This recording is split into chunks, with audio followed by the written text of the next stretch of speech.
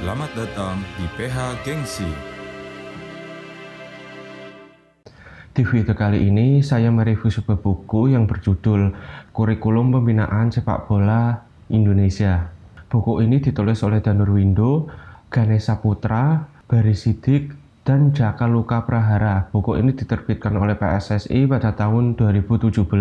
Buku ini terdapat 6 bab dan pada kali ini saya mereview pada bab pertama, yaitu apa itu sepak bola. Banyak dari kalian pastinya yang tidak asing dengan nama atau istilah sepak bola atau sering juga menonton sepak bola baik itu di tayangan televisi maupun di YouTube atau di platform digital, atau bahkan kalian sendiri pernah memainkannya di masa kecil baik itu di lapangan sepak bola, halaman sekolah maupun bahkan di jalanan. Nah, sebenarnya sepak bola itu apa sih? Pada buku ini dijelaskan bahwa sepak bola itu adalah sebuah permainan tim dengan tujuan mencari kemenangan dengan cara cetak gol lebih banyak dari kebobolan ke tim lawan. Nah, pada bab yang pertama ini di buku ini itu membahas mengenai istilah-istilah dalam sepak bola. Istilah yang dimaksud di sini itu bukan istilah yang subjektif, melainkan bagaimana penyampaian dalam bahasa sepak bola itu secara objektif. Contohnya saja masih banyak nih kayak pelatih-pelatih atau komentator-komentator sepak bola di televisi itu mengatakan bahwa misalnya tim Persis Solo di babak pertama bermain sangat bergairah, namun pada babak kedua di menit 60 para pemain Persis Solo mulai kehabisan bensin. Nah, yang dimaksud kehabisan bensin itu seperti apa? Nah, kehabisan bensin itu di sini pada buku ini itu diartikan sebagai istilah yang subjektif karena hanya orang tersebut yang tahu arti dari apa yang dia sebutkan. Bisa saja pemain atau bahkan penonton itu tidak tahu apa yang dimaksud dari kehabisan bensin itu. Namun karena sudah sering terdengar istilah-istilah subjektif yang seperti itu, mungkin beberapa penonton atau pemain sudah mengetahui arti dari istilah kehabisan bensin itu, yaitu stamina yang mulai berkurang atau fisik kekuatan yang sudah melemah. Selain kehabisan bensin, sebenarnya masih banyak istilah-istilah lain yang dibahas pada buku ini, entah itu istilah pemain tidak bermain dengan hati ataupun pemain bermain terlalu salon dan sebagainya. Kemudian pada buku ini juga membahas struktur permainan dalam sepak bola, yaitu dalam permainan sepak bola pastinya ada menyerang dan bertahan. Satunya lagi transisi. Transisi merupakan perpindahan dari menyerang ke bertahan atau sebaliknya bertahan dari ke menyerang. Lalu bagaimana alur kerja ataupun flowchart dari struktur permainan sepak bola itu sendiri.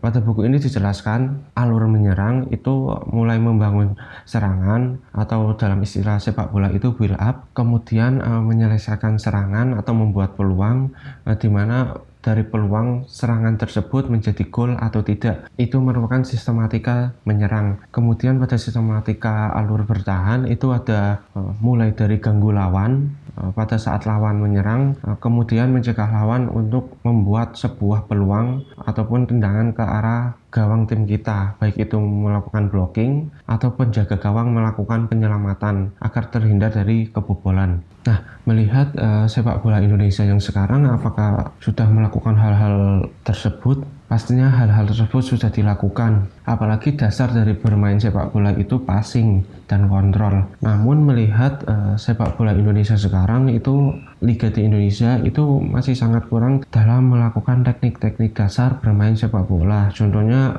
kontrol dan passing. Kontrol dan passing pemain Indonesia itu dinilai sangat jelek sekali.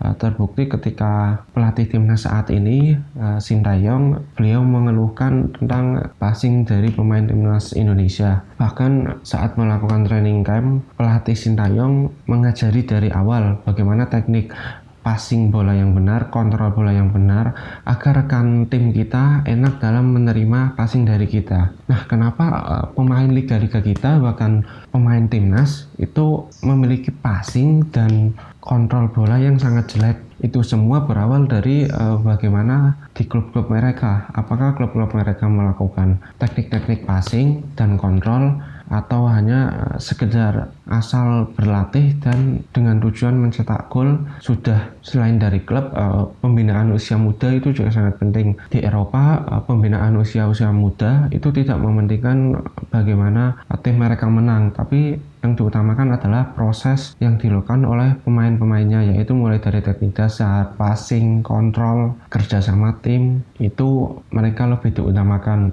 Berbeda dengan di Indonesia, walaupun saat ini sudah ada mulai perbaikan di pembinaan usia muda Indonesia, itu mulai belajar passing, kontrol bola, kerja sama tim, itu mulai dilatih. Nah, hal-hal seperti itulah yang nantinya akan sangat berpengaruh pada masa depan pemain tersebut sebagai atlet profesional, baik itu di liga maupun nanti saat dipanggil oleh timnas. Jadi ketika sudah di timnas itu sudah tidak lagi belajar mengenai teknik dasar sepak bola, tetapi sudah bagaimana mengimplementasikan strategi permainan dari pelatih tersebut. Apa yang diinginkan, apa yang dimau para pemain bisa mengaplikasikan di lapangan.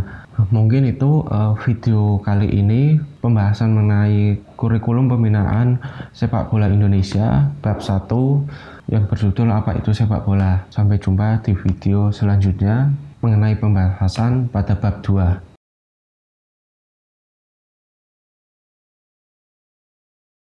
Buat kalian yang punya opini berbeda dari video ini, tulis di kolom komentar, boleh kritik maupun saran.